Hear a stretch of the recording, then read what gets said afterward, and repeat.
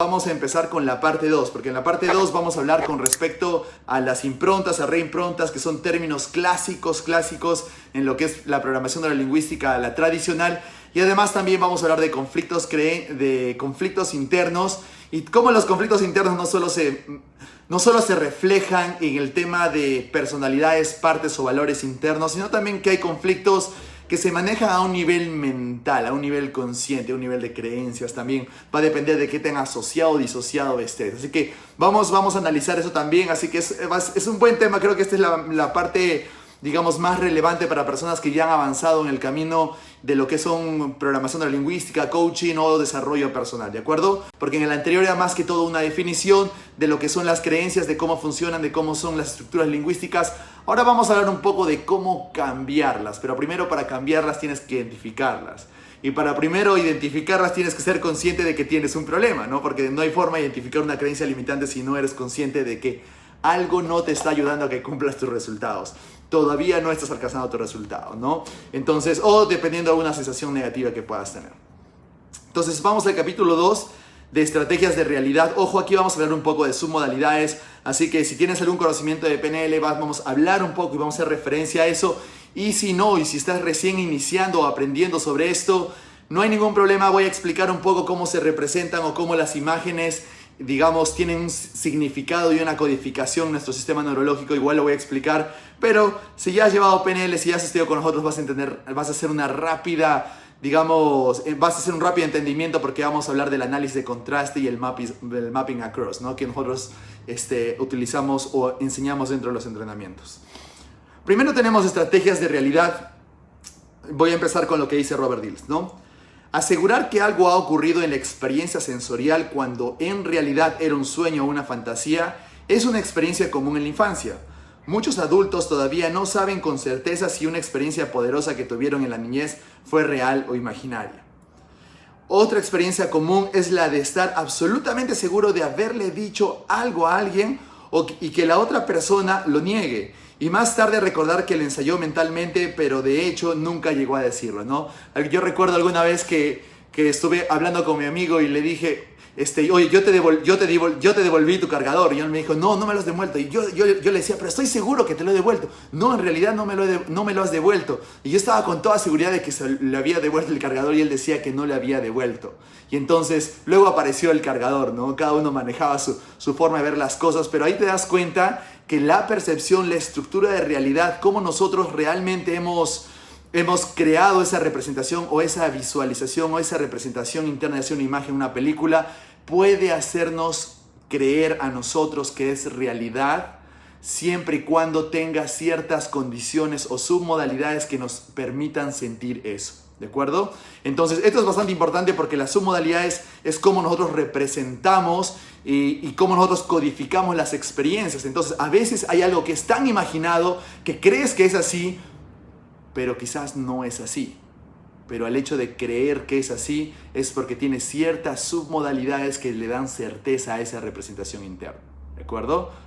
Si queremos entrar un poco más, sabemos que si tiene más brillo, más color, por tanto tú puedes sentir más certeza de que eso ha sucedido. ¿Por qué? Porque la mente inconsciente no diferencia entre lo que es real y lo que es imaginado. Y eso lo podemos utilizar a nuestra ventaja, ¿sí? Estoy seguro que alguna vez te ha pasado eso también.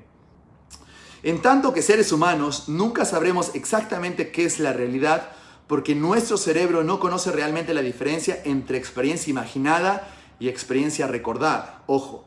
Entre experiencia imaginada y empieza recordada. ¿Qué quiere decir? Que nuestro cerebro no puede reconocer entre lo que se creó, se imaginó versus lo que realmente sucedió. Es por eso que nosotros podemos crear ciertas realidades o podemos crear ciertas percepciones o experiencias que nos permitan a nosotros generar resultados o representaciones internas positivas, ¿no? Entonces es muy importante. ¿Por qué? Porque así como también las experiencias, digamos los eventos negativos, que es lo que vamos a hablar ahora, los eventos negativos generan representaciones internas y creencias limitantes, por así decirlo, podemos hacer realmente lo opuesto para nosotros a través de un evento negativo, convertirlo en un evento de recursos y de resultados para nosotros. Va a depender de qué tan sabios somos para manejar nuestras representaciones internas en ese momento. Lo que quiere decir que en ese mismo momento podemos hacer el cambio, la instalación de recursos para que ese evento se convierta como un evento poderoso y más no un evento que te quite recursos o que te genere limitantes en un futuro. ¿De acuerdo? Así que tenemos que entender eso. Nosotros podemos tener el control porque nuestro cerebro no diferencia entre lo que imagina y lo que recuerda. ¿De acuerdo? Es importantísimo eso. Y más para crear tu futuro debes representar como si tu futuro ya ha sucedido, tal y cual quieres. ¿De acuerdo? Pruebe a hacer un ejemplo pequeño. Piense en algo que hubiera podido hacer ayer, pero que usted sabe que no hizo. Por ejemplo, ayer hubiera podido ir de compras, pero no fue así. Luego piense en algo que sabe que hizo, como ir a trabajar o hablar con un amigo. Compare mentalmente las dos cosas. ¿Cómo puede determinar que hizo uno y no hizo la otra? La diferencia puede ser sutil, pero la calidad de sus sensaciones sinestésicas, imágenes y sonidos internos será distinta.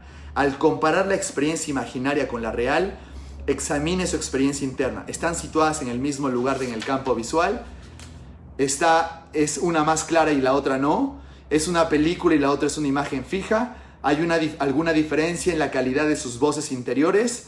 La calidad de la información que tenemos en nuestros sentidos está de algún modo codificada con mayor precisión en el caso de la experiencia real y en el de la imaginaria. Y eso es lo que marca la diferencia. Usted tiene una estrategia de realidad que le permite conocer la diferencia. ¿Qué quiere decir esto? Que vamos a imaginar esto, ¿sí? Los que me están viendo me van a poder ver lo que hago con las manos, los que están escuchando van a imaginar que hago algo con una mano y luego represento algo con la otra mano. Imaginemos nosotros de que tenemos una realidad, digamos, me hubiera gustado hecho esto, pero no lo hice. Tienes una imagen que puede estar situada, digamos, en la parte izquierda, derecha, mejor dicho, en la parte derecha o izquierda, como lo estés viendo, en la parte superior, ¿de acuerdo? Pero recuerdo que lo que estoy seguro que hice el día de ayer fue esto. Entonces, lo que te hubiera gustado hacer, lo que es imaginado, con lo que recuerdas, con lo que es real, tienen dos posiciones diferentes en tu percepción. Eso se llama estrategia de realidad. ¿Qué quiere decir? Que las submodalidades de posición, ubicación, que también pueden ser tamaño, color, son diferentes. Por tanto, lo que es real es diferente a lo que es imaginado, ¿cierto? Cuando sucede eso, ¿qué quiere decir? Por ejemplo, en el ejemplo que nos menciona Robert Dills, de repente lo que es imaginado, lo que me hubiera gustado hacer, tiene menos color, estoy disociado y esto está a mi lado derecho en la parte superior. Y lo que estoy seguro que he hecho y lo que es real, digamos que está ubicado a mi lado izquierdo en una parte inferior, es una foto fija y tiene ciertos colores. Entonces, dentro de nuestra neurología, nuestra mente inconsciente reconoce como que lo que es real tiene que tener estas condiciones, estas características. Ahora, estas características pueden ser visuales, auditivas o kinestésicas. Por tanto, si queremos ser más precisos, estas son las modalidades y si queremos llegar aún más profundos, vendrían a ser las submodalidades. ¿De acuerdo? Entonces, mis características de lo que es real para mí se representa de esta forma y lo que es imaginado se representa de esta forma. Entonces, si lo que yo quiero es hacer lo que es imaginado tenga una sensación de real para mí, lo que yo tengo que hacer es analizar las diferencias. Y por ejemplo, si lo que es imaginado queda en la izquierda, hacia arriba, y lo que es real queda al otro lado, hacia, digamos, un poco más abajo, lo que tengo que hacer primero es cambiar de ubicación de lo que es imaginado y llevarlo a donde es real. Darle los colores, darle la posición, darle el tamaño de lo que hacía la diferencia de lo que llamamos los drivers. Los drivers son las submodalidades que hacen la diferencia. En este caso, como me están viendo, me están escuchando, la posición de por sí es diferente. ¿De acuerdo? Entonces, para nuestra mente inconsciente codifica todas las experiencias, todo lo que imaginamos, basado en las submodalidades. Entonces uno tiene color, otro no, otro tiene brillo, otro no, otro es opaco, otro no, otro dice una cosa, el otro no tiene sonidos, uno tiene sensaciones en ciertas partes del cuerpo, la otra no, y esas son las submodalidades que si nosotros comparamos, y ahí se lleva el análisis de contraste, si nosotros contrastamos podemos encontrar cuáles son los drivers o lo que hacen la diferencia. Y si hacemos el mapeo al otro lado, el mapping across, también le estamos cambiando el significado a la experiencia, lo que quiere decir que podemos hacer que algo que es imaginado sea real, o algo que es real también pueda ser imaginado y no creíble. ¿Y cómo sirve esto? Uno se pregunta, ¿pero de qué me sirve? Sirve muchísimo, porque si te pones a pensar en algunos modelos que les voy a leer y en PNL avanzado, ¿qué es lo que enseñamos? Tú puedes cambiar creencias haciendo esto. Tú puedes hacer una creencia que te está limitando ahora, pero para tu mente inconsciente es real. Tú puedes hacer de que deje de ser real y puedes cambiar las submodalidades con una creencia que dejó de ser real para ti. De acuerdo a una creencia antigua que dejó de ser real para ti.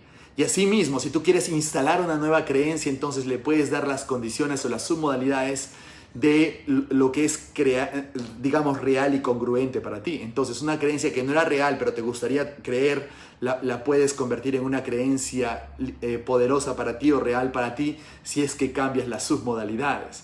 Entonces, cuando hacemos el cambio de creencias con submodalidades, tiene mucho que ver con el concepto que estamos hablando de las estrategias de realidad de Robert Dills. Así que es bastante importante que podamos saber eso, porque podemos cambiar creencias de este tipo, ¿sí? Yo puedo hacer que una creencia limitante deje de ser una creencia, digamos, se desvanezca, o deje de ser una creencia antigua, o puedo hacer que una creencia que quiero tener se convierta en una creencia que ahora tengo, basado en el cambio de representaciones internas, basado en el cambio de submodalidades, pero para eso tenemos que hacer lo que les estoy comentando ahora, ¿sí? Ahora, de acá tenemos un ejemplo, ¿no? La primera regla, o vamos a hablar de la demostración de una estrategia de realidad. La primera regla es empeñar a la persona en el aquí y en el ahora tan plenamente como sea posible, se induce a su estrategia. Esto es cuando nosotros queremos hacer un análisis de contraste. Aterrizar a la persona en el momento del ahora, ¿no? Para poder elicitar o provocar un estado que le permita saber cuál es estrategia inconsciente. Ojo, no muchas personas van a tener conciencia de esto, porque hablar de una persona que cada vez que tiene una creencia limitante tiene sus modalidades y representaciones internas de cierto tipo.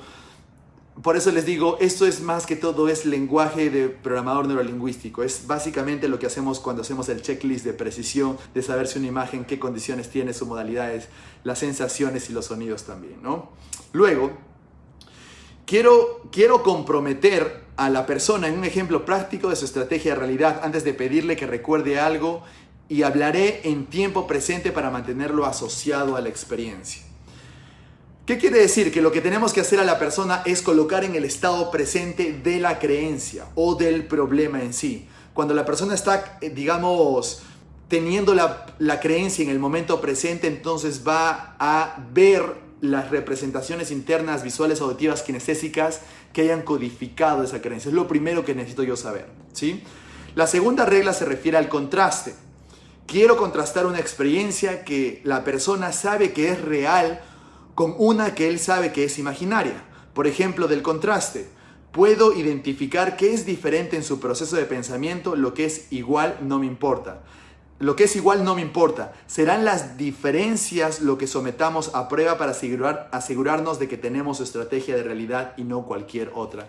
¿Qué quiere decir esto? Que lo que estamos haciendo es hacer que una creencia limitante, digamos, si yo quiero instalarme una creencia a mí, digamos que quiero tener la creencia de yo soy una persona próspera y merezco todo, digamos, es una muy buena creencia para tener, ¿no? Y de pronto cuando yo te digo, cuando piensas en esa creencia, tienes alguna imagen, de hecho que vas a tener una imagen, pero esa imagen va a tener una estrategia de que no es real para ti, no genera seguridad y certeza para ti. ¿De acuerdo? Pero si lo contrastamos con una creencia que sí es real para ti, entonces podemos hacer el cambio para que tu estrategia que no es real termine siendo real para ti, y luego en tu neurología, cuando pienses en que tú eres próspero y te mereces todo, realmente sea congruente y sientas con tu neurología que es cierto para ti, ¿sí? Entonces, esto es un poco complejo de explicarlo de esta forma. De hecho, que es mucho mejor si lo hacemos con una pizarra para que ustedes vean cómo hacemos el cambio de las submodalidades, digamos, o de forma visual, porque es una de las mejores formas de aprender esto. Finalmente, este es un trabajo bastante visual, pero quiero que es algo que ustedes entiendan, ¿de acuerdo? Entonces, lo que podemos hacer es simplemente cambiar las submodalidades de lo que es imaginario versus lo que es real, y en viceversa puedo lograr lo que yo quiero, ¿de acuerdo? Si yo quiero que una creencia limitante deje de ser real, entonces cambio mis submodalidades de la creencia limitante a las creencias que son imaginadas y no son reales. Y si yo quiero que una creencia sea realmente, digamos, real para mí, entonces lo único que tengo que hacer es cambiar las submodalidades con una creencia que ya es real en el momento presente para mí, ¿no? Esas son las estrategias de realidad. Por eso les digo, es mucho mejor que ustedes puedan definitivamente llevar un entrenamiento para que esto sea mucho más familiar para ustedes. Lo que hacemos en el entrenamiento, lo que les estoy explicando ahora se llama análisis de contraste y el mapping across, ¿no? El mapeo al otro lado. Esas son las dos primeras técnicas de sus modalidades. Luego ustedes tienen un ejemplo en cómo Robert Dills lleva a la persona a hacer el cambio de su modalidad. Es un ejemplo bastante largo y es una de las técnicas que hacemos en el practitioner como el like to dislike, o hacemos después como un cambio de creencias con submodalidades, ¿no?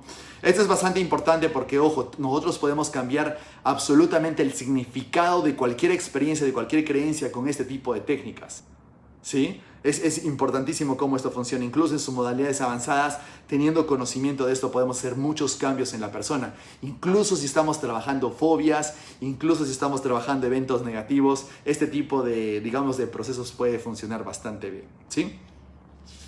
Preguntas. Bueno, en una pregunta hace un ejemplo, ¿no? Robert Dills: en cierta ocasión trabajé con una enfermera que había llegado a estar tan deprimida que pensaba envenenarse y envenenar a sus 2 hijos. Según me dijo, estaba dispuesta a hacer lo que fuese con tal de sentirse mejor. Le respondí: lo primero que tendrá que cambiar es su estado. Vamos a ver si usted recuerda algo bueno. Naturalmente, como la mayoría de las personas deprimidas, dijo que no. Advierta que, de hecho, no le pedí un recuerdo sino una decisión. En esencia le dije: repase sus recuerdos, encuentre uno que usted decida que es positivo y cuéntemelo. Es complejo responder a eso y en realidad no tiene nada que ver con la mala memoria. Tiene que ver con la forma de formular juicios y decisiones acerca de lo que es positivo. Puesto que quería cambiar el estado de aquella mujer, le sugerí que ¿qué ocurriría si ahora respirase de un modo distinto? Se sentara de una postura erguida, alzara la mirada hacia arriba y a la derecha y se imaginaría algo positivo. De pronto la mujer alzó la mirada y empezó a visualizar algo positivo. Vi en ella un cambio de fisiología que parecía muy positivo. Entonces se interrumpió de súbito, bajó otra vez la vista y retornó al estado deprimido. Y le pregunté: ¿qué ha ocurrido? ¿Ha tropezado con algún mal recuerdo o ha surgido algún obstáculo? Y ella respondió que no. Le pregunté por qué había dejado de hacerlo y su contestación fue: se me hace extraño poner la mirada allí. Es muy desacostumbrado para mí. Reflexionen en esta respuesta. Tenemos aquí una persona que se siente tan mal que está pensando en envenenar a sus hijos y sin embargo deja de hacer se siente mal por hacer algo de lo que no está acostumbrado, ¿no? Ahora, ese es un buen ejemplo si nos ponemos a pensar, porque muchas personas tienen este tipo de incongruencias. Es como este cliente que está pensando en envenenar a sus hijos y ella también, son casos ya mucho más clínicos y más profundos. Sin embargo, cuando lo invitas al cliente a hacer algo que no suele hacer, se siente diferente y se siente incómodo y por tanto tiende a salir de ese estado. Ahora, ¿qué tiene que ver eso con todo lo que les estoy explicando? Porque muchas de las creencias tienen que ver con las estrategias fisiológicas como habíamos explicado en el programa pasado, ¿de acuerdo? Y en los demás programas. Recuerden lo siguiente: una persona que esté en depresión normalmente va a mirar hacia abajo, porque es la única forma de sentir. Con los patrones oculares, la única forma de sentir depresión es mirando hacia abajo. Pero ¿qué pasa, como le dice, qué pasa si empiezas a respirar de una forma mucho más profunda? Haces una respiración mucho más larga, porque sabemos que una persona que está en depresión tiene una respiración mucho más corta, ¿no? Es una respiración casi como que desde su nariz hasta la parte superior de sus pulmones, ¿no? Pero ¿qué pasa si le invitamos a respirar de una forma mucho más profunda? Cambia su postura, de pronto está un poco más erguida, tiene la mirada hacia arriba y hacia la derecha. Entonces, automáticamente la persona va a cambiar de estado, y al cambiar de estado va a acceder a nuevos recursos y va a acceder a nuevos recuerdos que le permitan a esa persona solucionar el problema inicial. Entonces, muchas veces para poder cambiar las creencias es muy bueno invitar a las personas a que hagan un cambio de fisiología, como lo habíamos hablado en el programa pasado, ¿de acuerdo?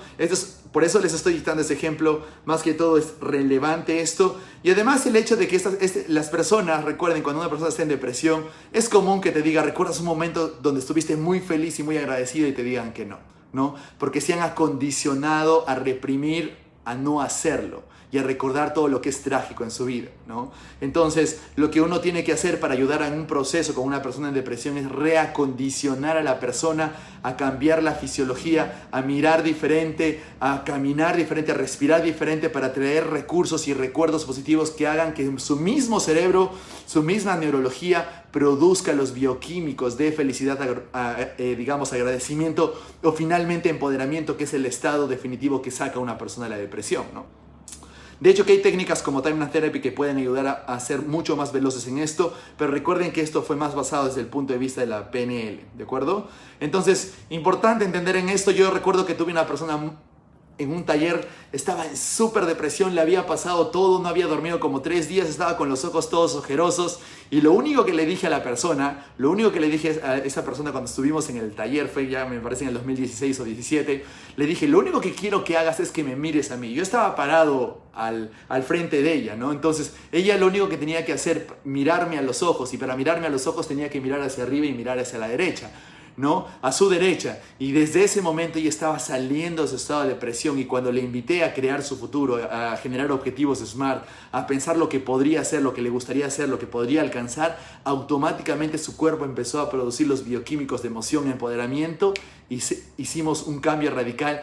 Tanto así que solamente en ese mismo momento que logramos hacer ese cambio, ese trabajo, y de exigirle a la persona que cambie automáticamente su mirada y su postura, hasta el día de hoy me llama para agradecer y decir, tal fecha de tal año tú me cambiaste la vida, y todos los años me agradece, porque definitivamente hacer el cambio de fisiología, de estrategias fisiológicas para poder cambiar alguna creencia, algún estado, es bastante poderoso. Así que nunca subestimen esto. Es más, ustedes van a ver a Anthony Robbins haciendo esto bastante y constantemente, ¿sí? Entonces este es un gran ejemplo que les comento si es que ustedes quieren hacer que la persona acceda a nuevos recursos para cambiar de creencias, o también si ustedes quieren hacer cambios de submodalidades en lo que son las creencias como tal. ¿De acuerdo? Muy bien, en el capítulo 3 tenemos las estrategias de creencia. Les voy a leer todo el extracto porque de verdad es un buen contenido que luego les voy a ir explicando. Ahora, ¿cuáles son las estrategias de creencia? Tienen mucho que ver con lo que les he venido diciendo. Las estrategias de creencia son las maneras en que mantenemos y sostenemos las creencias. Ojo, mantenemos y sostenemos las creencias. Porque para una persona, si ustedes han tocado con una persona que por más de que sepan que es una creencia limitante, asumen creer tener la razón porque es real para esa persona. Para las personas sus creencias son reales, es como si fuera la realidad, es como si realmente el mundo fuera así. Lo cual sabemos que no, sabemos que es simplemente su percepción y son con los ojos a través de los que ve el mundo. Sin embargo, para esa persona todo es real. Lo único que tú tienes que hacer es desafiar ese modelo utilizando patrones lingüísticos, reencuadres, etcétera, etcétera. ¿De acuerdo? Esto es importante, ¿sí? Para una persona que esté en el desarrollo personal y en el coaching, entienden esto, pero cuando vamos a hablar con una persona que nunca ha leído algo con respecto o no ha pensado en el desarrollo personal, se les hace difícil entender que su creencia simplemente es su propia realidad, más no es la realidad, como es el mapa, no es el territorio. Es un mapa, pero no es el territorio en sí, ¿no? Al igual que las estrategias de realidad, tienen una estructura consistente de imágenes, sonidos y sensaciones que opera de un modo en gran medida inconsciente. ¿De acuerdo? ¿Por qué les digo esto? Porque ya hemos hablado, las estrategias de las creencias son visuales, auditivas, kinestésicas, tienen imágenes, sonidos y sensaciones, y en la mayoría del 99% son inconscientes. Ahora, si tú quieres ser consciente de tu estrategia de realidad, tienes que empezar a trabajar de una forma mucho más consistente, meditar sobre tus pensamientos, meditar sobre tus comportamientos y el por qué haces lo que haces, porque eso te va a dar más agudeza sensorial para que puedas saber cuál es tu estrategia de las creencias de las que tienes ahora, ¿sí? Las estrategias de creencias son una serie de procedimientos de prueba que utilizamos para decidir si algo es creíble o no, si algo es seguro o no, si algo es real para ti o no. Esta clase de prueba suele ser una forma de submodalidades, es decir, las cualidades de sus imágenes, sonidos y sensaciones. ¿De acuerdo? Haga el siguiente experimento. Compare algo en lo que cree con algo en lo que no cree. ¿Sí? Compara algo de lo que crees y en algo que no crees. Digamos, compara algo sobre una creencia que crees que es cierto versus otra creencia que quizás si antes creías en Papá Noel y ahora no crees, compara con esa creencia que no es cierto. Nota las diferencias, las diferencias en las imágenes, en los sonidos, en las sensaciones. Nota las diferencias en las posiciones de cada imagen, en el tamaño, en el color, en la posición, ubicación. Nota las diferencias, te vas a dar cuenta que son totalmente diferentes, ¿sí? Entonces, esto es cómo codifica tu cerebro estas diferencias. Una diferencia muy frecuente es la situación de las imágenes, pero sin duda habrá otras. Es por eso que cuando hablamos de los drivers universales, siempre cuando quieran comparar imágenes, representaciones, sonidos, siempre la ubicación o la posición, o como dice aquí, la situación se refiere más al sitio, no al evento en sí, se refiere a la ubicación.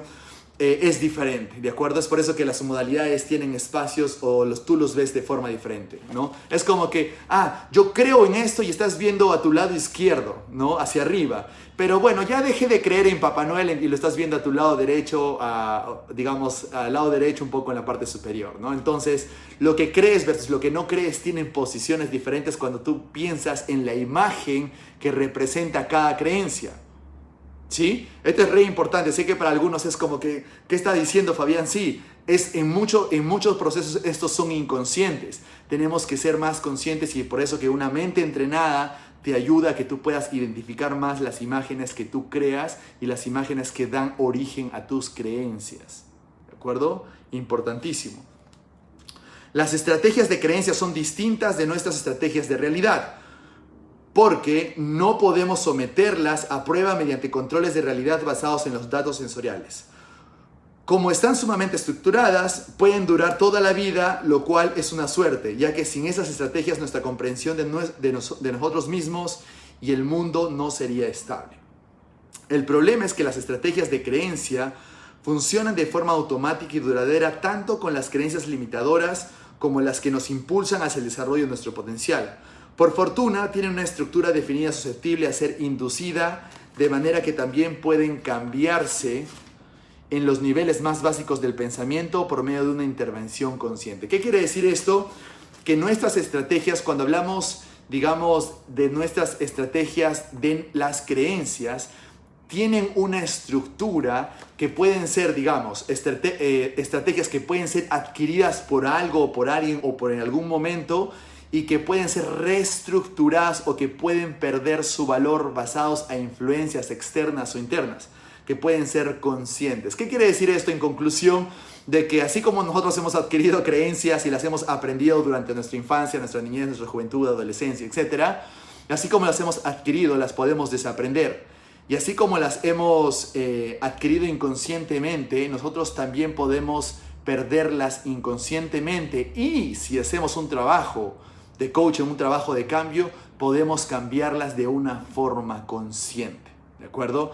Ahí es donde entran todas las técnicas de PNL, Timeline Therapy. Haces un cambio de creencias porque eres consciente que esa misma creencia con tal realidad está causándote un problema con respecto al objetivo que quieres alcanzar, ¿de acuerdo? Entonces es importante tener esto en cuenta porque también, por ejemplo, ¿no? Una creencia que fue inconsciente, digamos, y luego dejó de ser real, por ejemplo, cuando yo creí en Papá Noel, ¿no? Yo creí en Papá Noel y mi hermano y mi mamá se esforzaban en hacerme creer que Papá Noel existía, ¿no? Hasta que cuando crecí, en algún momento me pregunté sobre Papá Noel, ¿no? Porque seguía creyendo de que era real y dejó de ser real en un momento que decidí de que hoy creo que esto no es real, ¿no? Entonces una creencia que fue real dejó de ser real. Ahora las imágenes y las submodalidades entre ambas son diferentes. Lo mismo sucede con cualquier otra creencia. Por tanto, esto es algo, digamos, esto es algo bueno y esto es algo esperanzador, porque si te pones a pensar, eso quiere decir que cualquier creencia limitante que tú puedas tener, cualquiera, por más trágica y por más carga emocional negativa que tenga, la puedes cambiar con procesos conscientes, y ahí es donde entra la PNL, la hipnosis, el Timeline Therapy, etcétera, etcétera, etcétera. ¿De acuerdo? Entonces es algo bueno que podemos saber. Muy bien. Si van teniendo preguntas, me las pueden ir dejando, las voy a ir respondiendo personalmente todas ellas, ¿sí? Luego tienen un buen ejemplo de cómo Robert Dill solicita y provoca creencias en algunos clientes, ¿no? Ahora, ¿cómo podemos identificar estas estrategias de creencia? Ahora vamos a hacer un ejercicio. Piense en algo que usted crea que puede hacer y compárelo con algo que lo limita. Determine la diferencia. A continuación, tome la creencia limitadora y hágala igual que la cosa que usted cree que puede hacer. Si no puede hacerlo porque algo se lo impide, averigüe qué es.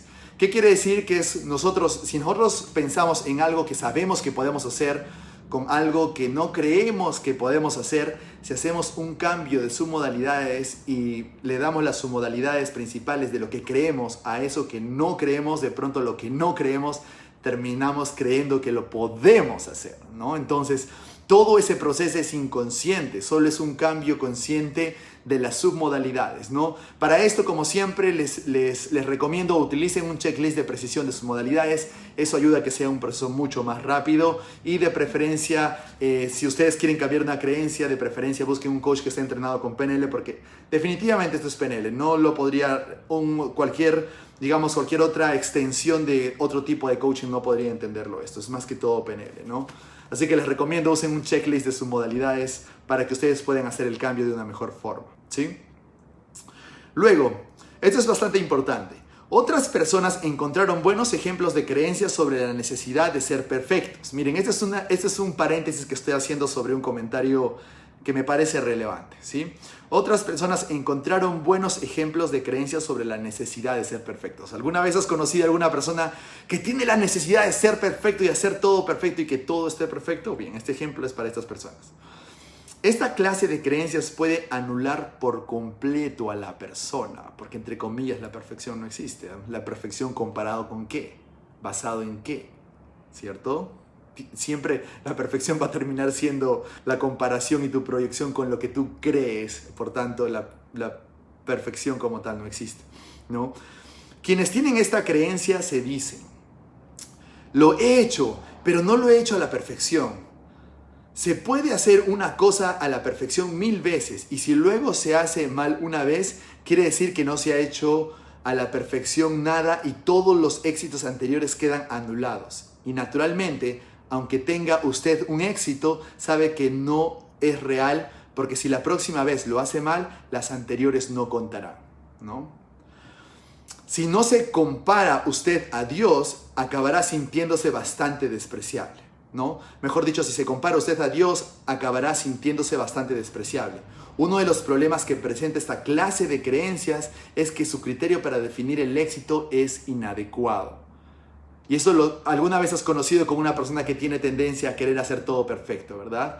Ahora, pensemos de que la perfección viene a ser una proyección basada en su modelo del mundo, por tanto tiene un 99.9% de que eso no sea lo que es realmente perfecto, ¿de acuerdo? Por tanto, tiene altas chances, por no decir, bueno, va a tener siempre posibilidades de que no sea perfecto, ¿sí? Así que esto es importante entender y además saber de que cuando una persona quiere hacer todo perfecto, a veces hay miedo de enfrentar las consecuencias de que exista algún error, ¿sí?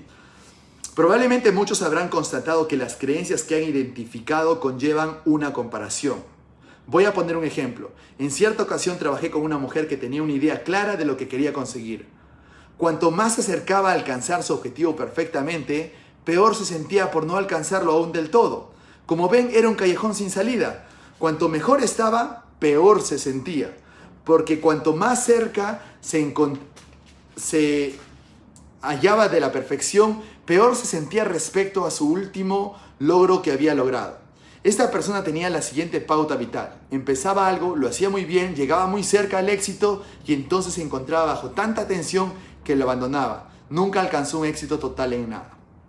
Este proceso que acabamos de completar resulta útil para recuperar información. Utilizando este procedimiento de análisis comparativo, se puede localizar el lugar preciso en que hay que aplicar el trabajo de cambio. Eso puede ahorrarle tiempo y frustraciones cuando trabaje con otros.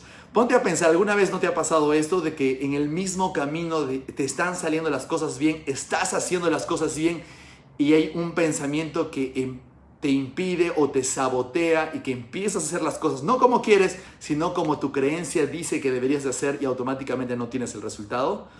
¿Te ha pasado, no? Muchas personas tienen este patrón común. Así que eso es un tema de creencias, estructuración y estrategia de nuestras mismas realidades con respecto a las creencias. Ahora, cuando hablamos de las reimprontas, ¿sí? El capítulo 4 habla de las reimprontas. Probablemente si tú has escuchado más si has leído de PNL, has escuchado este término, se te hace familiar. Para las personas que recién están escuchando el término reimpronta, una forma familiar de decirlo, por así, digamos, una forma simple de decirlo es como una impresión de algo. Es como si tú imprimieras en ti una creencia o una forma de pensamiento. Impronta y reimpronta. Impronta significa que se quedó impreso en ti alguna forma de pensar, una creencia, y una reimpronta significa imprimir algo encima de lo que ya estaba impreso, ¿no? Es una forma, digamos, metafórica en cómo les estoy explicando lo que es, porque como que en el español no suena tan bien la palabra reimpronta, ¿no? Entonces les estoy dando una definición porque ahora les voy a explicar cómo esto funciona, ¿sí?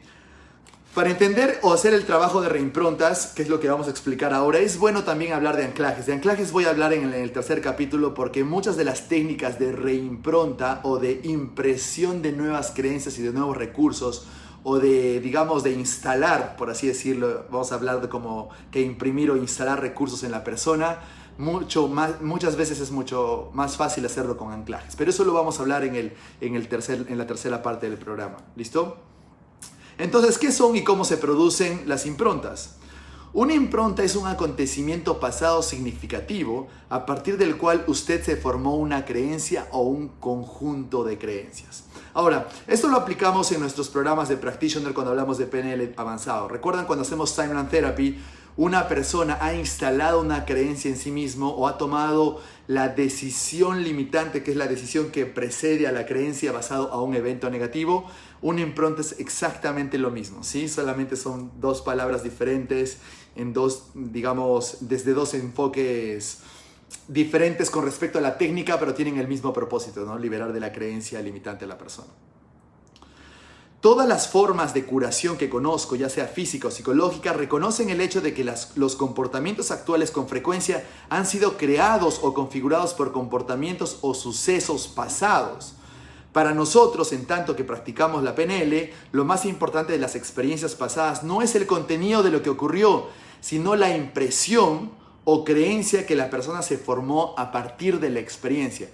¿Qué quiere decir esto? Esto es bastante importante para poder entender esto. Ahora, es una de las razones de por qué el coaching convencional, cuando hace un trabajo lingüístico, no llega a solucionar muchos temas de creencias limitantes, porque cuando tenemos improntas o tenemos instalación de alguna creencia en el pasado, presupone que ha habido un evento negativo o, como le diríamos nosotros, un evento significativo emocional, o como se le dice en Gestalt, un significant emotional event, ¿no? Un evento significativo emocional, un evento emocional significativo. ¿Qué quiere decir? Que tuvo que haber un evento altamente intenso, entre comillas traumático, independientemente del tipo de emoción que pueda sentir la persona, en donde la persona, al sentir o tener esa impresión de emociones, tomó la decisión o se dijo algo, lo cual se convirtió luego en una generalización y terminó siendo una creencia. Esa es básicamente la explicación de las decisiones limitantes cuando hacemos Timeline Therapy, ¿recuerdan?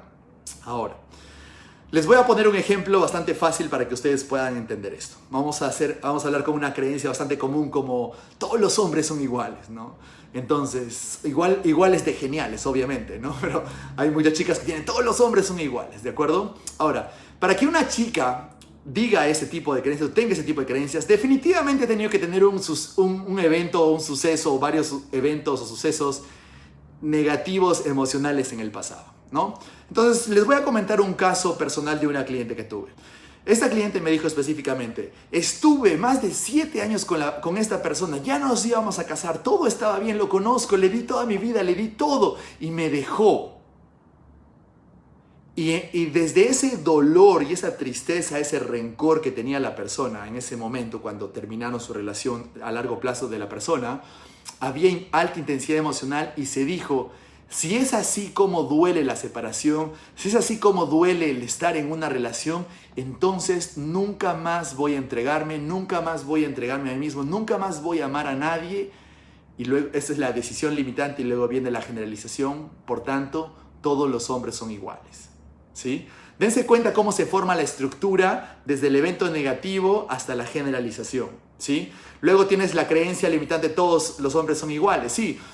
Tú puedes trabajar eso, digamos, con coaching, pero no vas a llegar a solucionar tanto el problema porque hay un evento negativo. Es por eso que siempre invito a que aprendan a hacer Timeline Therapy, porque con Timeline Therapy puedes liberar la emoción negativa, ¿sí? Puedes liberar cualquier evento traumático del pasado. Entonces, esa misma creencia de todos los hombres son iguales partieron del evento del pasado en donde la persona tuvo tanto dolor o miedo o cualquier tipo de emoción negativa que tomó la decisión de creer algo y luego generalizó la creencia y dijo, todos los hombres son iguales.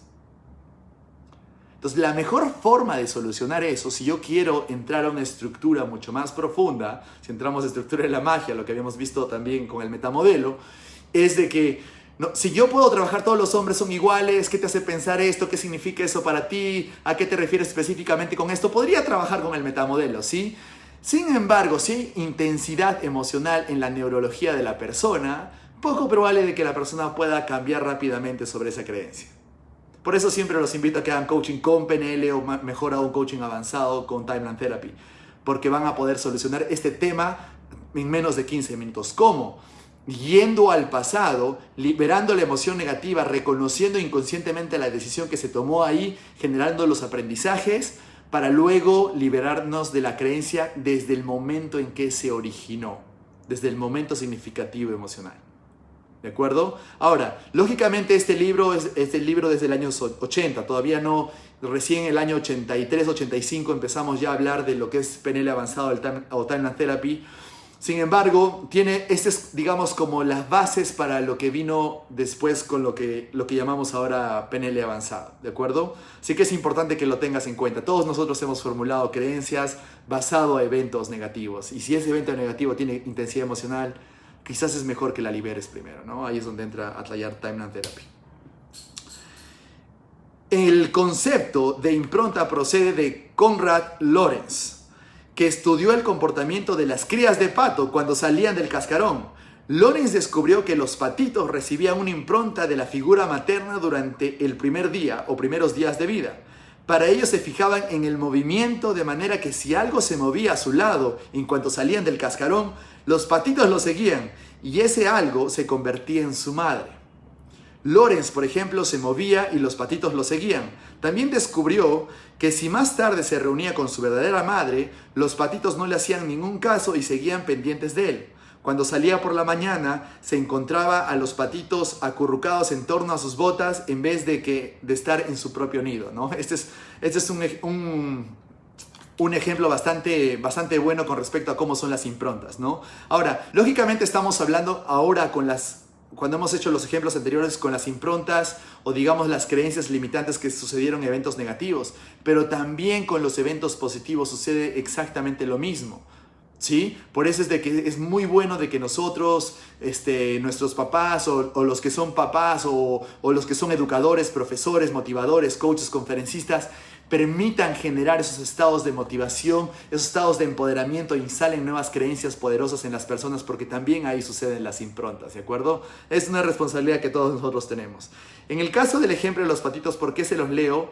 Porque toda primera impresión, ojo, cuando hablo impresión, entre comillas, intensidad emocional, va a quedar grabado en nosotros. Y en el caso de los patitos, cuando salen del cascarón, lo primero que ven lo reconocen como si fuera su mamá. Entonces, muchas veces nosotros también, cuando tenemos una impresión de algo, lo primero que vemos y lo que nos decimos se graba en nuestra mente inconsciente, ¿sí? Noten la importancia de esto, ojo, porque es importante cómo nosotros estamos adquiriendo creencias. Konrad Lorenz y sus colegas creían que las improntas se establecían en ciertos periodos neurológicamente críticos y que una vez pasado el periodo crítico, lo que quedaba impreso fuera lo que fuese, era permanente y no susceptible a cambio. Ahora, esta conclusión la hizo Konrad Lorenz con respecto a las bases y los fundamentos en el año 75 con los patitos. Porque los patitos, a pesar de que crecían, no reconocían a su mamá o no cambiaban su forma de ver las cosas. Pero sabemos de que eso, digamos, hoy es totalmente, digamos, no se da en el campo humano, porque nosotros podemos tener una impronta, podemos tener una creencia y así podemos cambiarla en todo momento, porque nosotros podemos cambiar cualquier creencia en cualquier momento, ¿de acuerdo? Entonces eso es importante, lo que decía Conrad. Ahora, lo que sí es cierto de lo que menciona Conrad Lorenz es de que las improntas se establecían en ciertos periodos neurológicamente críticos. Ahora, esto lo hemos hablado muchísimas veces en nuestros live. Todos nosotros, y ahora lo hemos visto sustentado a través de la epigenética, hemos adquirido programas mentales entre los 0 y los 7 años donde estamos neurológicamente susceptibles a adoptar cualquier tipo de creencia. ¿De acuerdo? Entre los 7 y los 14 y 21 años también, pero va a depender del contexto porque luego viene la época del modelamiento, comportamiento y la época de la socialización, ¿no? Nos damos cuenta que cómo se comportan otras personas. ¿Sí? Pero tengamos esto en cuenta, ahora sabemos de que nuestras creencias de cierta forma tienen cierto nivel de influencia en nuestra infancia, cuando estuvimos en el vientre, cuando nacimos, cuando éramos bebés, cuando éramos jóvenes o adultos, ¿no? Han habido eventos en donde hemos sido más susceptibles a adquirir más creencias. Si queremos, digamos, establecer un rango entre los 0 y los 21 años y más susceptibles aún entre los 0 y los 7 años, ¿de acuerdo? Todo lo que sea entre los 0 y los 7 años va a quedar, digamos, absorbido en nuestra mente inconsciente y eso se va a convertir en un programa que luego nos puede causar empoderamiento o no, ¿de acuerdo? No quiere decir que los programas sean malos, sino es decir, ¿te funcionan o no te funcionan ahora? Si no te funcionan, trabájalos, si te funcionan, síguelos haciendo, ¿cierto? Luego tenemos a Timothy Leary. Investigó el fenómeno de impronta en los seres humanos partiendo de la base de que el sistema nervioso humano es más refinado que el de los patos y otros animales y determinó que en las condiciones adecuadas se podía hacer a los contenidos que se habían improntado en anteriores periodos críticos y se les podía reprogramar o reimprontar. ¿Qué quiere decir esto en términos de PNL? Podíamos reinstalar nuevas creencias. Es algo que sabemos ahora que podemos. Incluso en el año 60 existía la creencia que se decía las personas no cambian o las personas nunca cambian, y la verdad es de que las personas están cambiando en todo momento. Algunos son conscientes y otros no. ¿Ves? No quiere decir que el cambio no se esté dando, ¿sí? Así que eso tenemos que tener en cuenta y es como vamos viendo cómo la psicología va evolucionando también en el tiempo. Es típico, pero no siempre ocurre, que impliquen la incorporación inconsciente de un modelo de error o de función o de otra persona significativa. ¿Por qué es importante esto? Porque muchas creencias que tenemos nosotros, ojo, muchas creencias han sido adquiridas por el tipo de rol que cumplen otras personas con nosotros y cómo otras personas se comportan en su contexto, ¿de acuerdo? Para ser más específicos, en la etapa entre los 7 y los 14 años es la etapa del modelamiento, es cuando empezamos a modelar. El hombre empieza a modelar a su papá y empieza a tener una figura paterna, la mujercita empieza a modelar la figura materna, el hombre empieza a modelar de la mamá la energía femenina y la mujercita empieza a modelar la energía masculina en el papá y estamos en ese tipo de modelamiento, ¿no? Es por eso que a veces existen problemas cuando no está el papá presente o la mamá presente, y no quiere decir en caso de abandono. Un papá no está presente cuando quizás está al costado pero está en el celular, no está presente. Para un niño, estar presente significa que le prestes atención, ojo, ¿no? No estar a su costado y estar en el celular, ¿de acuerdo? Es un punto que tenemos que hablar, que no se hablaba en el año 70, pero hoy en día siempre hay que recalcar eso. Entonces nosotros estamos modelando eso, estamos modelando los superhéroes, por ejemplo. Siempre les digo, dejen que sus niños tengan superhéroes y digamos, invítenlos a tener superhéroes, porque los superhéroes nos permiten tener modelos de lo que podríamos hacer también. Son muchos modelos de recursos, muchos modelos arquetípicos de trabajo de cambio transformacional son basados en superhéroes. Si ustedes siguen a Anthony Robbins, que estoy seguro que sí, si no estuvieran escuchando, él hace mucho trabajo de arquetipos y uno de los arquetipos es el arquetipo del héroe, ¿no? Si ustedes han visto en sus trabajos en el Date with Destiny, en cualquier otro, digamos, si han adquirido algún otro video digital o algún otro programa de Anthony Robbins, se han dado cuenta que él trabaja sobre el arquetipo del héroe también y del guerrero, ¿sí? Así que es bueno, ¿sí? Para las personas deben de tener ese, yo puedo ser el héroe de mi vida, yo puedo ser el héroe de mi familia, yo puedo ser el héroe de mi contexto. Una persona que tiene ese tipo de modelos o creencias es una persona que realmente está haciendo cambio o la diferencia en su contexto, ¿de acuerdo? Así que es bastante importante tener en cuenta eso. Así que los modelos o los roles de las personas también influyen en cómo un niño está viendo en cómo debería ser o cómo debería comportarse. Las improntas constituyen una explicación de este fenómeno, ¿sí? En otro caso, ¿no? La investigación corrobora que las personas maltratadas en la niñez a menudo establecen relaciones en la edad adulta que repiten la experiencia de la infancia. Por ejemplo, es frecuente que las mujeres maltratadas en la infancia se casen con hombres que las maltratan en la edad adulta, ¿no? Entonces, son estudios de psicología que existen, digamos, en variedad, pero sabemos eso también es una impronta, ¿no? Es un modelamiento de un comportamiento que podemos tener. Así que eso es la forma en cómo nosotros funcionamos. No es que sea malo o que sea bueno, es cómo somos. La pregunta es qué decidimos modelar cuando somos conscientes. Obviamente el modelado, ahora somos conscientes, podemos modelar a las personas que tienen éxito y que han alcanzado los objetivos que queremos alcanzar, pero cuando éramos niños quizás no teníamos esa opción, pero ahora tenemos el poder. Y si eres papá o eres padre de familia, tienes el poder de ser ese modelo para tu hijo, ¿de acuerdo? En el momento en que los patitos salían del huevo, no decían, caramba, esta madre me parece muy rara, más vale que me asegure bien. Su cerebro probablemente decía, así es como son las madres, los seres humanos hacen lo mismo en este tipo de cosas. ¿Y por qué esta metáfora la he resaltado? Normalmente no leo los ejemplos porque eso ya se los dejo para ustedes en la lectura, más que todo explico los fundamentos. Es que los niños, ojo, los niños no están evaluando, ¿sí? Ponte a pensar en esto, un niño de 8 años, ¿sí? Se saca una buena nota en el colegio. O digamos que hace algo bueno y la profesora le pone una estrella en su cuaderno o algo así. Entonces el niño va esperando que el papá llegue del trabajo, ¿sí? Para contarle que tiene una estrella por su buen trabajo que ha hecho, ¿no? Entonces el niño va, papá, mira, me saqué una estrella, ¿no? Entonces en ese momento el papá llega cansado, frustrado, molesto, ha manejado 2 horas en el tráfico, el día no le ha ido bien. Entonces le dice a su hijo, más tarde hablamos, y simplemente lo ignora o simplemente le dice, a ver, y con un rostro que no es de felicidad, etc. Entonces, ¿qué es lo que pasa? El niño no evalúa y no dice, caramba, mi papá tuvo un mal día, quizás es mejor que le muestre la estrellita mañana cuando esté feliz para que pueda apreciar el buen trabajo que ha hecho. El niño automáticamente imprime o se instala la creencia, mi papá no me quiere, mi papá no me presta atención, no significo nada para mi papá o X cosas si el comportamiento es repetitivo. Porque los niños no filtran, no evalúan.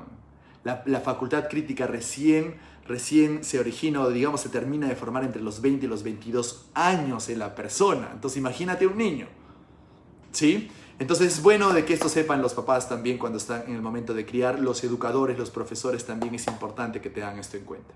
¿De acuerdo? Bien. Luego tenemos cómo identificar improntas y cómo trabajar en ellas, ¿sí? A la hora de cambiar cualquier sistema de creencias, los mayores problemas que tienen que ver con el hecho de que, por lo general, la impronta se halla fuera del campo de la percepción consciente. Esto es importante.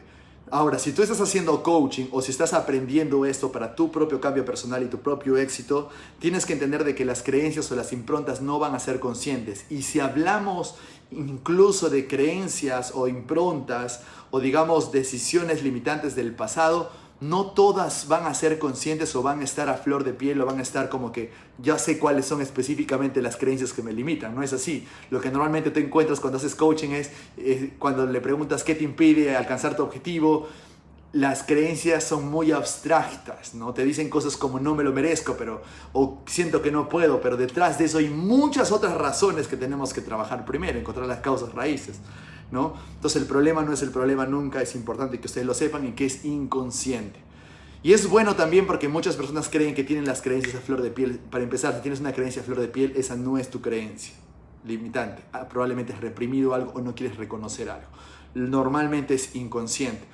Por tanto, es bueno de que el coach pueda dominar patrones lingüísticos inconscientes para que la persona pueda digamos, permitir que comunicar a la mente inconsciente y que la mente inconsciente de la otra persona realmente brinde la información que necesita para hacer el cambio con respecto a las creencias, ¿de acuerdo? Sus comportamientos más significativos suelen ser más habituales, es decir, aquellos de los que usted es menos consciente. Ahora, ¿qué es lo que sucede? ¿Por qué por qué les comento esto? Porque muchas cosas de lo que nosotros consideramos normal y rutinario son justamente lo que deberíamos prestar más atención. Pero el simplemente hecho de que nosotros lo veamos como normal y rutinario, incluso en nuestras creencias, nuestra forma de pensar, nos hace ver de que pensemos de que el mundo siempre va a ser de esa forma. Por tanto, cuando queramos hacer algo totalmente diferente y no nos esté saliendo bien las cosas, vamos a sentir mucha frustración con respecto a eso. Porque creemos que las cosas deben de ser así, ¿no? ¿Alguna vez has escuchado a una persona? No, es que debe ser así, es que debe salirme así, es que siempre ha sido así, debe funcionarme así. Y es una persona que está constantemente enfrentando la frustración simplemente porque eso que cree que es verdad, ¿sí?, es lo que realmente le está causando un problema. ¿De acuerdo? Ahora, si tú quieres generar más cambio y generar un cambio personal y meditativo, digamos, día a día, lo mejor es empezar a observarte el por qué haces lo que haces, porque de esa forma te va a ayudar a que tú puedas ser consciente. Porque muchas cosas de las que consideramos normales, incluso lo que consideramos normal y que siempre lo hemos hecho así, sigue siendo una creencia, motivado por alguna razón, un evento o alguna persona en el pasado. Por tanto, todo se somete a ser sujeto a crítica, ¿sí? A eso nos referimos cuando hacemos pensamiento crítico, ¿no? Incluso lo que crees que es verdadero, lo que crees que es verdad, tienes que someterlo a ciertas preguntas para que puedas realmente ser consciente de qué pensamientos, qué creencias están dominando tus comportamientos en el día a día, ¿sí? ¿Y saben cómo lo esconden algunas personas cuando les preguntas ¿y por qué haces lo que haces? ¿O qué te motiva a hacer esto? Y te responden porque es normal, ¿sí? Es normal, todos lo hacen, entonces está aceptado en tu realidad. Sabemos que lo normal es limitante, ¿no? Si lo normal fuera bueno, entonces tú verías personas felices y prósperas en la calle. No es lo que vemos generalmente, ¿sí? Importante tener en cuenta eso.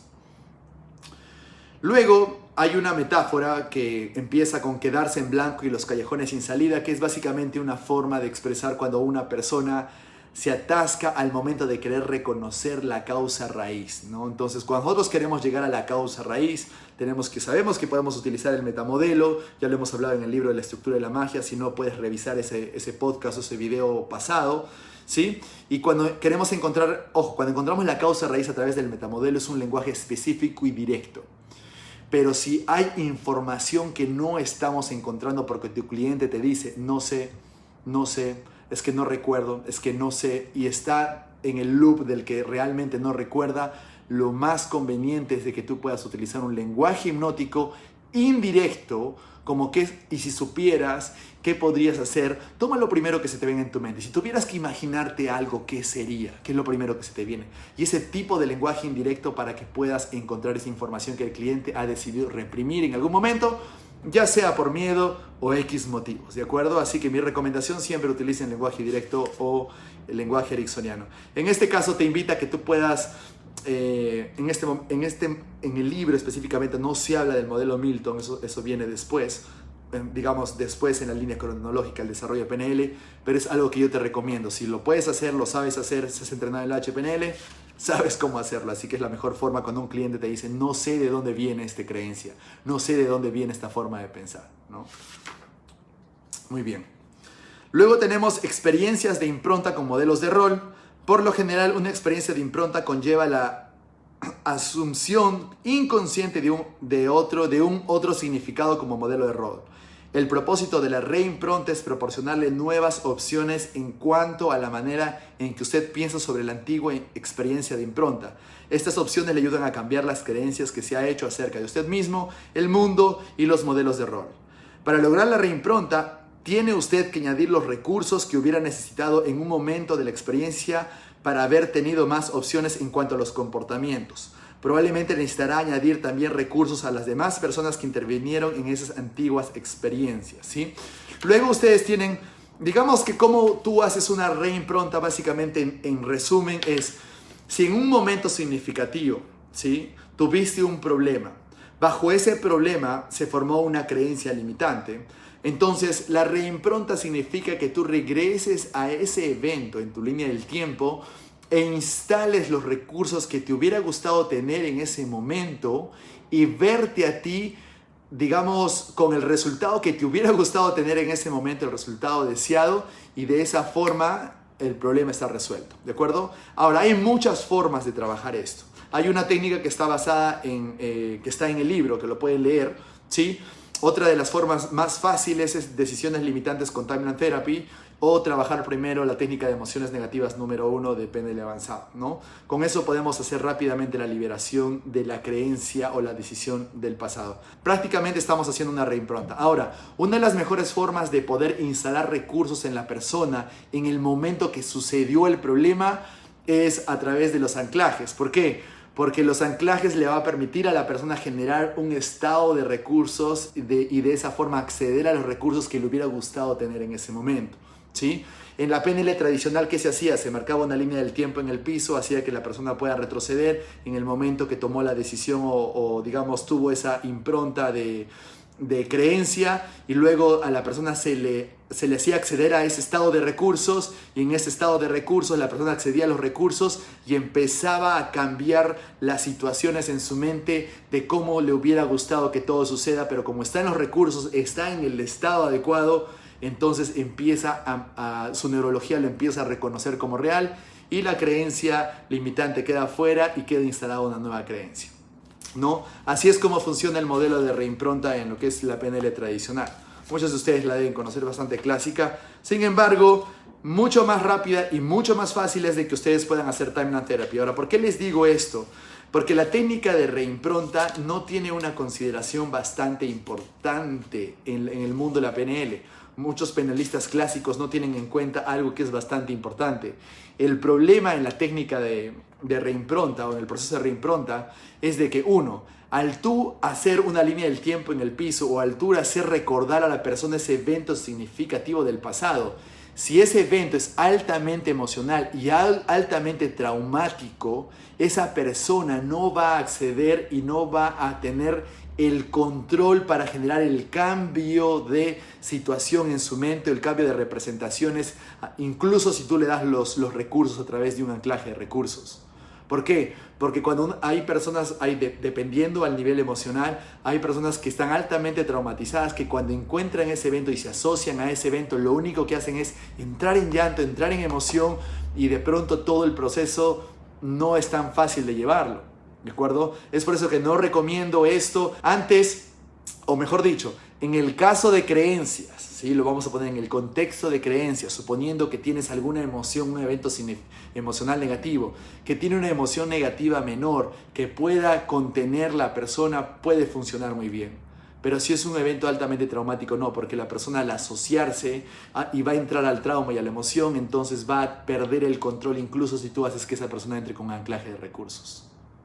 ¿De acuerdo? Así que es bastante importante entender eso. Ahora, ojo, si una persona está altamente traumatizada con eventos negativos bastante intensos, digamos que cuando tú quieras instalar un anclaje de recursos, incluso no va a ser tan eficiente porque la persona ha dejado de querer experimentar a gran intensidad los estados positivos.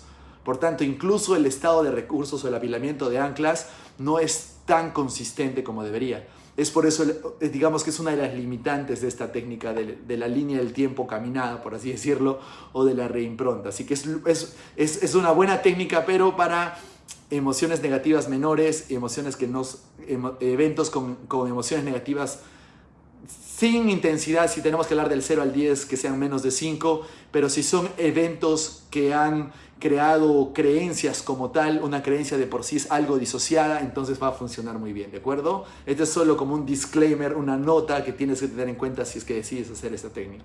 Por eso es que es mucho más fácil hacer Timeline Therapy, que es un proceso para liberarte. Todas las emociones sean muy traumáticas, tú puedes liberarte de esto para luego instalar las creencias que tú quieres instalar, ¿de acuerdo?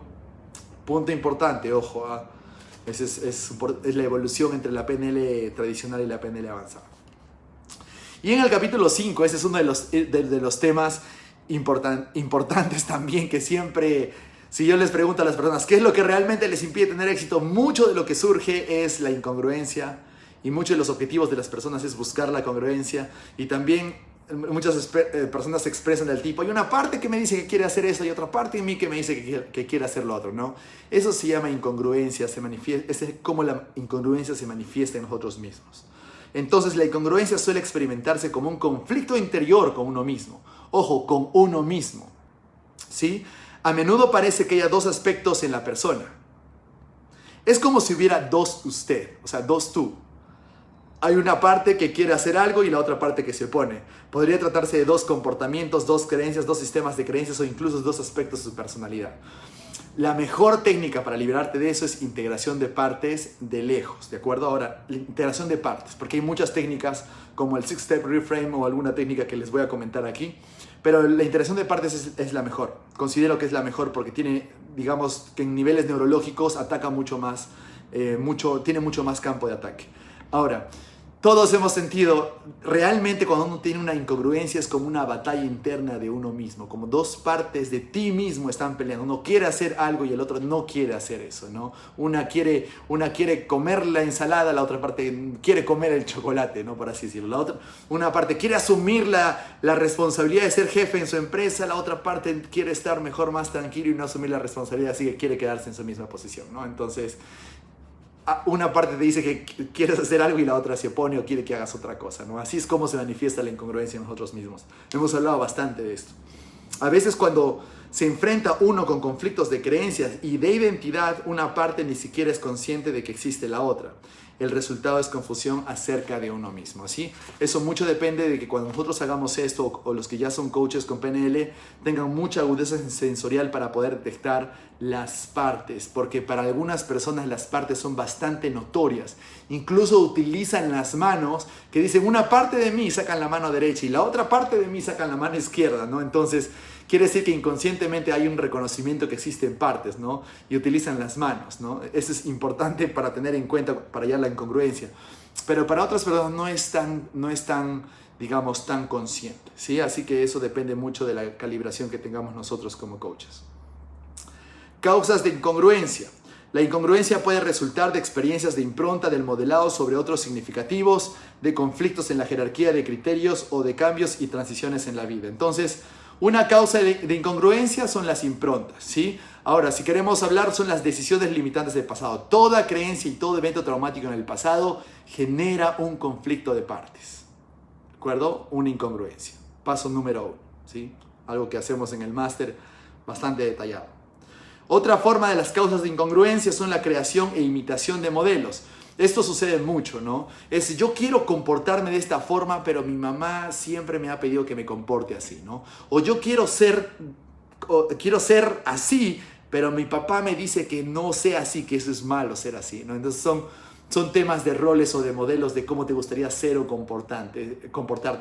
Es un versus entre cómo quieres ser o cómo quieres comportarte versus el cómo otras personas quieren que tú te comportes o cómo ellos te enseñaron que te comportes, ¿sí? Todos pasamos por esto, así que estén tranquilos. Es fácil de solucionar también, ¿no? La jerarquía de criterios, eso tiene que ver, cuando hablamos de criterios hablamos de valores, la jerarquía de valores es una de las cosas que más ayuda a solucionar cualquier conflicto interno, porque al tener nuestra jerarquía o nuestros criterios o nuestros valores ya en una jerarquía, digamos, congruente con nosotros, entonces ya no hay conflictos porque sabemos qué es lo que queremos, sabemos qué es nuestro primer valor, nuestro segundo valor, sabemos qué es lo más importante para nosotros, por lo tanto no hay un conflicto de si lo hago o no lo hago. ¿Sí? Porque las incongruencias, ¿qué traen? Las incongruencias traen que te demores en tomar decisiones. Ahora, ¿alguna vez te has puesto a pensar o has conocido a alguna persona que se demora mucho tiempo en tomar decisiones? O quizás tú te demoras mucho tiempo en tomar decisiones, ¿sí? Y te das cuenta, no es que estés evaluando la decisión, es que hay una batalla, una conversación interna en que si lo tomo, va a pasar eso. Si no la tomo, va a pasar lo otro. Y estás constantemente hablándote contigo mismo, es como dos partes de ti mismo no se ponen de acuerdo, ¿no? Así se manifiesta la incongruencia en muchas personas. Pero si tienes tus valores claros y sabes qué es lo más importante para ti, tomas la decisión y ya. ¿de acuerdo? Entonces, trabajar sobre jerarquía de valores es importante. Por eso en el máster trabajamos más de 4 días solo de esto, porque solamente un cambio en la jerarquía de valores y un cambio a nivel inconsciente también, porque no solamente es el cambio consciente, sino instalarlo en tu mente inconsciente, cambia tus creencias, cambia tu forma de ver las cosas. Es tan fuerte a veces de que solo puedes hacer un cambio de valor por sesión, así de fuerte es, ¿sí? Así que la jerarquía de valores es importante, o digamos es muy poderoso para hacer el cambio de, digamos, solucionar problemas de incongruencia y los cambios y transiciones en la vida.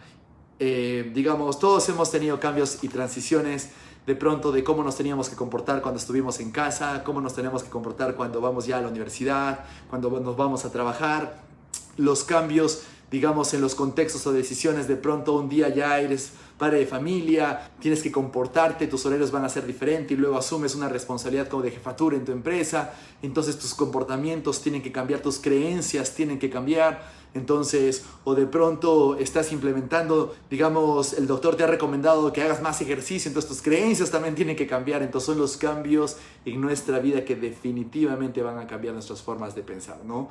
Cuando tuve, en todo este tiempo de cuarentena, en 2 meses bajé más de 17 kilos. Pero tuve digamos, un mes de preparación previo para cambiar muchas creencias de lo que yo consideraba lo que era mejor para mí con respecto a mi nutrición y mi energía. Tuve que cambiar la creencia del tipo, el desayuno es la comida más importante del día, a decir, si no tomo desayuno realmente y hago un ayuno de 16 horas, voy a poder darle a mi cerebro mucho más oxígeno y de pronto voy a poder acceder a tener más claridad en mi pensamiento. Entonces, tuve que cambiar muchas creencias con respecto a mi alimentación basada en creencias que tenía desde el pasado, ¿no? Esos son los cambios que estamos hablando en las transiciones en la vida. Estamos constantemente cambiando creencias, ¿sí? Estamos constantemente cambiando creencias. Las transiciones de la vida no solo tienen que ver con los detalles de un cambio, sino quién es usted y qué es usted, ¿de acuerdo?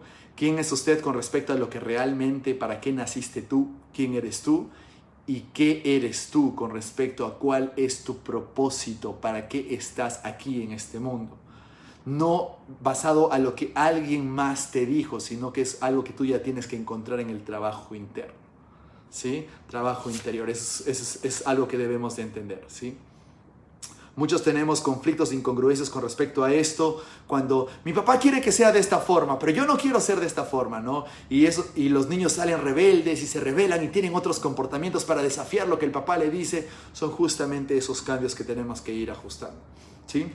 Entre el tema de la identificación de conflictos, sabemos que estamos tratando con 2 partes disociadas cuando la persona hace gestos con la mano izquierda al hablar de un aspecto del problema y con la mano derecha al hablar del otro conflicto, ¿no? Es cuando la persona dice por una parte saca una mano y por otra parte sacan la otra mano. Entonces sabemos de que estamos hablando de 2 partes disociadas. Para solucionar ese problema hay que asociarlos. Recuerda, como les explico en el máster, en el practitioner, asocien siempre a la persona si van a hacer una integración de partes. Segundo, también es posible hallar un conflicto excitatorio o inhibitorio en el que una parte tiene grandes ideas y quiere salir adelante mientras que la otra parte quiere retenerse. Este es un gran conflicto que una persona que enfrenta una persona que está buscando el crecimiento constante. Digamos que estás en una posición en tu trabajo y tienes la posibilidad de ser jefe. Entonces una parte en ti quiere ser jefe para poder, digamos, poder tener más responsabilidad, para poder ganar más salario, etcétera, etcétera. Pero otra parte de ti te dice, no, pero mejor no, porque no quiero asumir mucha responsabilidad, porque eso implica que voy a trabajar más horas. Entonces hay una parte en ti que quiere crecer y una parte de ti que te retiene, ¿no? O una parte de ti que quiere casarse y otra parte de ti que no quiere casarse de repente, ¿no? Entonces, o una parte que quiere comprometerse a tu pareja y la otra parte que mejor no, ¿no? Entonces hay siempre ese juego de partes que todos nosotros tenemos que enfrentar. Finalmente la mejor decisión es lo que te ayuda a un crecimiento total, ¿no? Porque la idea es de que tú te acerques a lo que tú realmente quieres, más no que te alejes de lo que no quieres, ¿sí? Sobre ese trabajo es bastante interesante. Si no se advierte una simetría corporal en los términos de gestos y ademanes, puede tomarse una señal como señal de un posible conflicto de creencias. Y eso tiene mucho que ver como que muchos conflictos que se reflejan en nosotros mismos tiene que ver con la posición de nuestras manos, nuestra fisiología. Porque esto es algo que nosotros entendemos cuando hacemos un trabajo de parte específicamente, ¿no? Cuando hacemos un trabajo de parte y son conflictos muy intensos en la persona, se refleja en los gestos, su fisiología, en su forma de señalar, en el uso de sus manos, en cómo apuntan sus piernas, hacia dónde apuntan, si sus piernas están juntas, están separadas. Todo el comportamiento fisiológico de la persona puede manifestar si realmente existe el conflicto o no. Así que estén siempre calibrando eso. Todo comportamiento de la persona es información de su mente inconsciente. Por más que el cliente diga, no, eso no tiene nada que ver, ustedes como coaches siempre tómenlo en cuenta, porque si a un cliente de pronto le hablas de algo y cruza la pierna, quizás se siente incómodo hablar de eso. O si un cliente te menciona y cuéntame acerca de esa persona y saca una mano quizás esa parte de esa persona o de ese rol que generó creencias y conflictos en la persona esté en esa mano, ¿no? Entonces es importante tener esto en cuenta cuando nosotros estamos haciendo coaching y nuestra agudeza sensorial con respecto a eso. Luego tenemos varios ejemplos que ya les voy a dejar para que lo puedan leer en el libro, que tienen mucho que ver con esto. Y básicamente la explicación final tiene un resumen del modelo para la integración de conflictos. También tiene un modelo lingüístico para trabajar sobre algún conflicto que ustedes quieran trabajar. El único secreto o una recomendación que les doy si quieren trabajar la técnica que les mencioné en el libro es de que cuando lo hagan tienen que estar absolutamente asociados, porque si no va a ser muy lógico, y si va a ser muy lógico no vas a encontrar el propósito o la verdadera intención positiva que hay detrás del comportamiento de esa parte, ¿de acuerdo? Así que siempre tienes que estar asociado, tienes que ver, escuchar y sentir esa parte. Entonces esa es mi recomendación que te doy si es que tú decides hacer esta técnica, porque si lo quieres hacer de una forma lógica no va a funcionar. Si lo haces de una forma asociada e intensa, entonces vas a poder encontrar la intención positiva de la parte en conflicto y vas a poder solucionar finalmente la incongruencia que quieres solucionar, ¿de acuerdo? Espero que te haya gustado esto. Creo que estamos hablando ya bastante, estamos entrando a niveles bastante profundos con respecto al tema del día de hoy sobre improntas, creencias, cómo nosotros instalamos o digamos recibimos impresiones de creencias basadas a eventos en el pasado, cómo estas se manifiestan en nuestros conflictos internos, los tipos de conflictos internos y las bases y los fundamentos para que ustedes puedan solucionar este tipo de creencias. Digamos que ya estamos entrando a un nivel mucho más profundo de entendimiento, lo que hay a un nivel mucho más profundo en la estructura profunda de las creencias o las causas raíces y cómo trabajar eso. Así que muchísimas gracias a todos los que prestaron atención, a todos los que están dejando preguntas. Voy a pasar en un momento a responder. Así que creo que ha sido un buen tema el día de hoy.